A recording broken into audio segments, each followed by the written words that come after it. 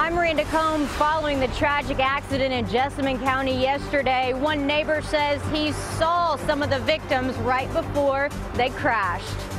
New court filings today as a county clerk fights to get out of jail. We'll have the latest developments. The sign says closing Saturday, but there are more than 1,000 people who have signed a petition hoping that doesn't happen.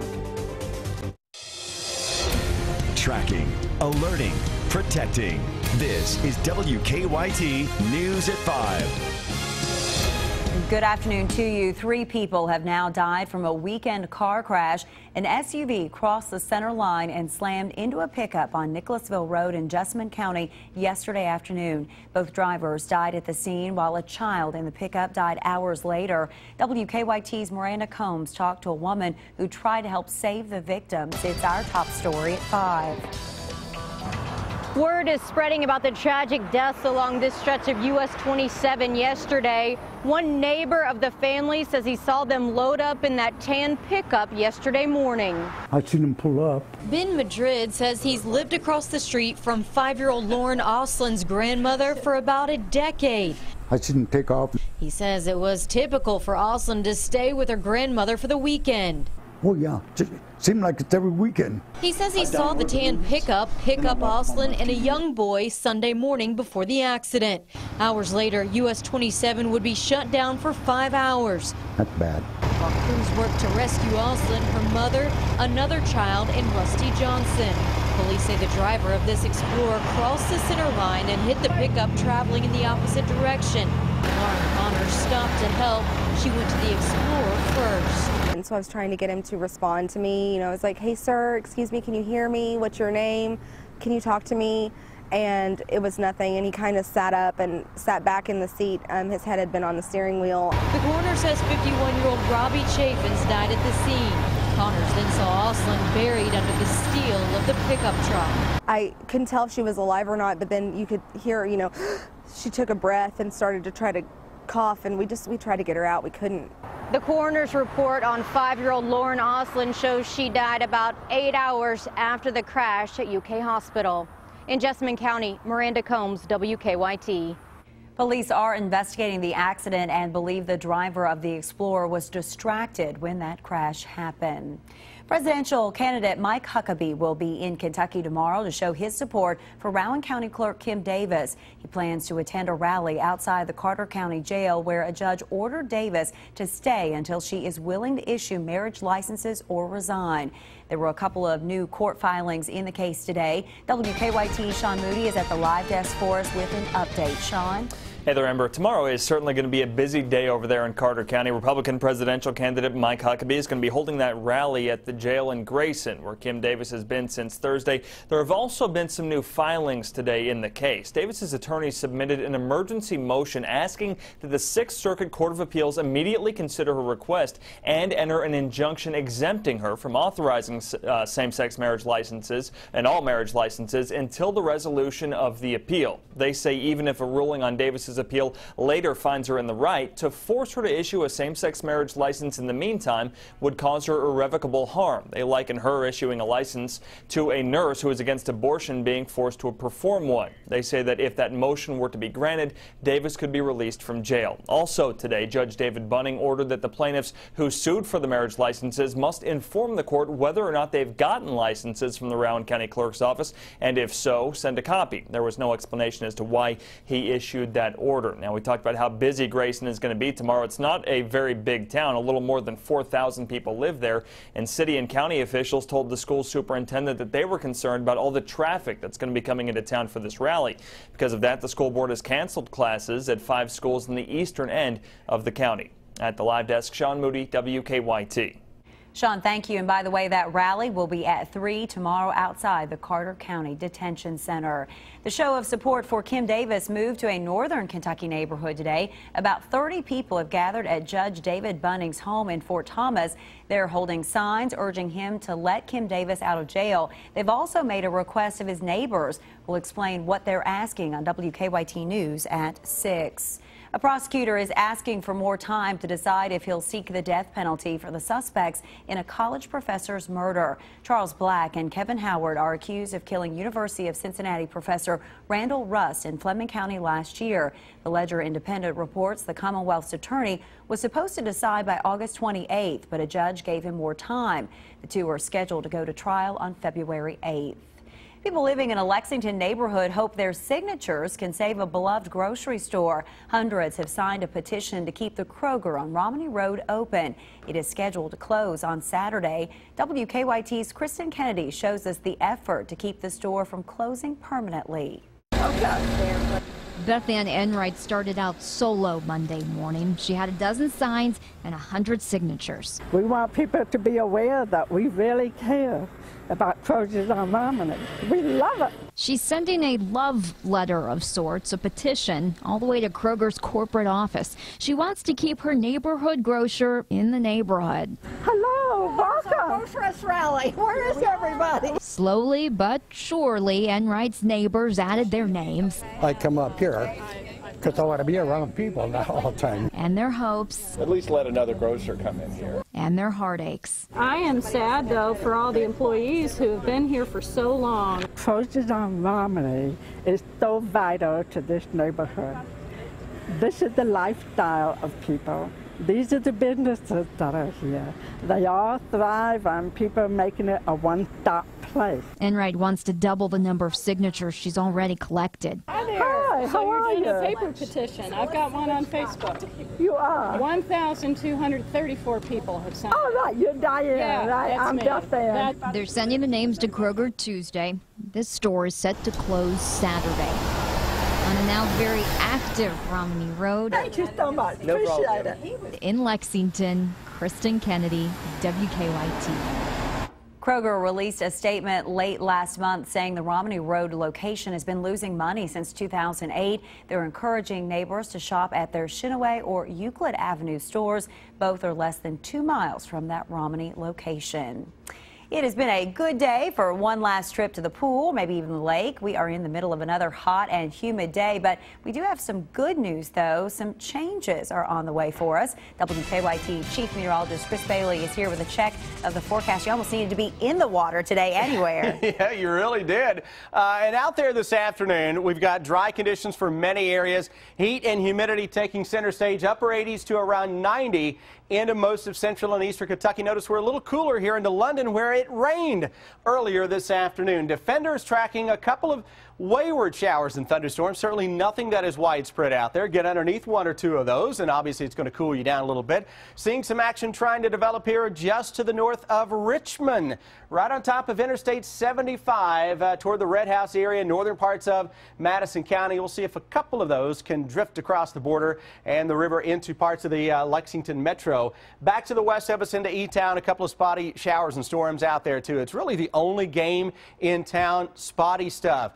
You want to see some relief? Here it is on Defender, the broad view. A couple of fronts that are off to our northwest are going to make their way towards central and eastern Kentucky over the next several days. Rain chances will go up. Temperatures go down. Fall comes punching back into the bluegrass state. It's going to try to deliver a knockout blow to summer later this week. Amber will break it down for you with a brand new hour by hour in 10 minutes. All right, Chris, thank you. The Wildcats are off to a 1-0 start thanks to a victory Saturday at Commonwealth. This week, they hit the road to try and make it 2-0. WKYT's Brian Milam's here now with our Big Blue coverage. Hi. Well, a win is a win, and despite the Cats not looking its best in the second half against Louisiana Lafayette, being 1-0, a lot better than being 0-1. Against the Raging Cajuns, UK looked great for 2.5 quarters, building a 23-point lead before finally righting the ship to escape with a 40-33 win. Next up for UK, a road trip to Columbia, South Carolina, and a date with Steve Spurrier and the Gamecocks. The competition level certainly increases. We've got some inexperience, and we've got some guys that we've got to get better in a hurry. So we'll have our hands full this week playing a great South Carolina team. Coach Spurrier, you know, we'll have our hands full, that's for sure. I think us beating them last year, you know, we got to go into their place. It'll be a very, very difficult environment, and a team that'll be hungry to get after us with a very good football team. So we'll have our hands full. Mark Stoops meeting the media today, discussing a great many topics, which we will get to later in sports, and a funny response about Patrick Troll struggling a little bit in the second half. Amber, back to you. Brian, thanks so much. We'll see you then. It is another night game for the Cats. Kickoff at 7:30 in Columbia, South Carolina. It's on the SEC network.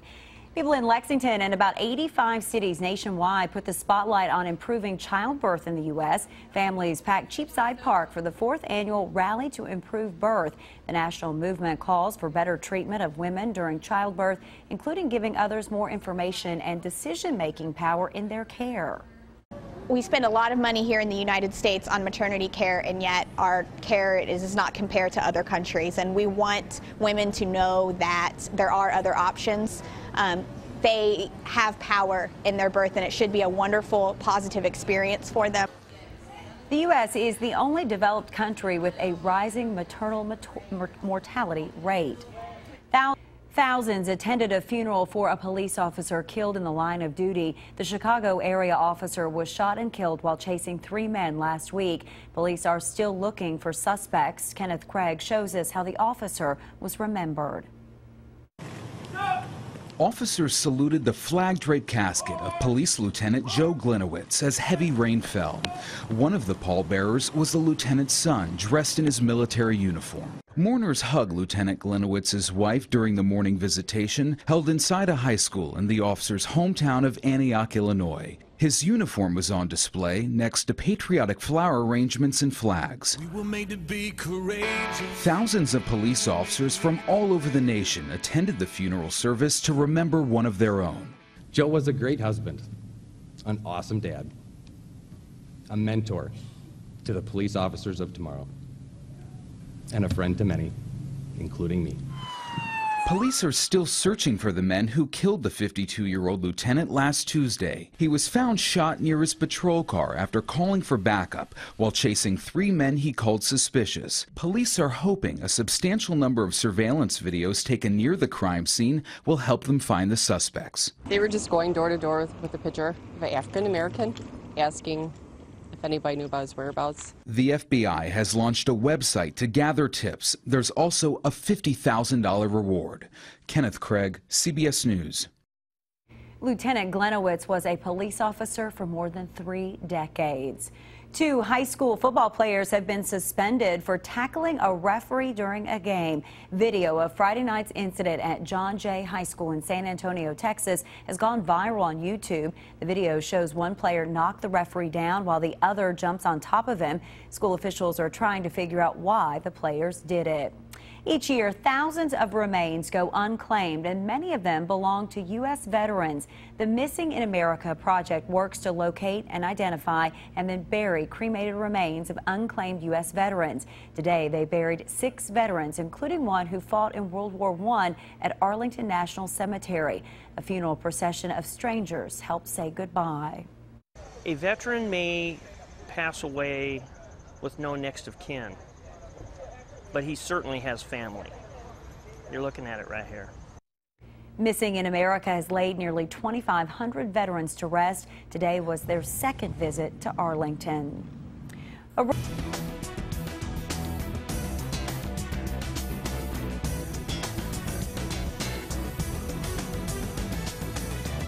It is time now for Better Living, health, education, and consumer news that impacts your life. Doctors and hospitals will soon have to use a new system to submit claims to your insurance. Right now, health providers use a system of 14,000 codes to designate a diagnosis and get reimbursed. When the new system takes effect on October 1st, they will have 68,000 codes to use. The government says the change will help health officials keep track of care quality, spot outbreaks sooner, and look for illness or injury trends. Alzheimer's disease is the 6th leading cause of death in the U.S., and while it affects more than 5 million Americans, doctors don't know exactly why it happens. As Holly Furfer shows us, researchers have made a discovery they hope will soon unlock some secrets. The average healthy brain has more than 100 billion nerve cells, which record and recall memories and tell our bodies what to do, basically keeping us alive. In the brain of an Alzheimer's patient, it's believed those nerve cells are slowly killed by what are called plaques and tangles. The plaques are clumps of amyloid protein pieces that build up in the space between nerve cells, interrupting signals. The tangles are tau proteins that have collapsed and twisted, building up inside the individual nerve cells, likely causing them to die. So researchers have now developed a way to scan patients to look for the buildup of the tau protein. This has enabled us now to image the entire disease process from the start of the tangles and the plaques, how they interact with each other. The thinking is that there's an interaction then between the abnormal amyloid that's being processed and the abnormal tau that's being laid down, and both of these may accelerate at that point in time, producing symptoms and ultimately dementia. Which is why they continue to study both proteins in hopes of developing a combination therapy. If we can postpone the onset of cognitive impairment, the forgetfulness, by 3 to 5 to 8 years, that would be a very dramatic improvement in the quality of lives of people. For today's Health Minute, I'm Holly Furfer.